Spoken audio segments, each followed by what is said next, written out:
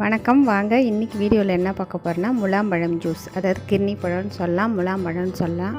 ரொம்ப டேஸ்டியாக இருக்கும். கண்டிப்பாக ட்ரை பண்ணி பாருங்கள். நான் ஒரு பழம் எடுத்திருக்கேன், அதில் பாதி தான் ஜூஸ் போட போகிறேன்.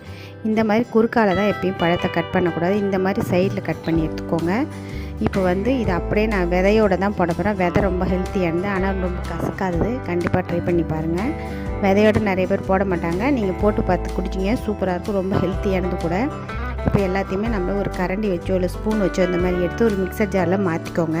மாற்றிட்டு ஒரு 100 ml அளவுக்கு நான் பால் சேர்த்துருக்கேன். நீங்கள் பால் வேணான்னா தண்ணி கூட சேர்த்துக்கலாம். தேவைப்பட்டால் நீங்கள் ஐஸ் கட்டி சேர்த்துக்கலாம். நான் ஐஸ் கட்டிலாம் சேர்க்கல. கூடவே நாட்டு சர்க்கரையும் சேர்த்துருக்கேன்.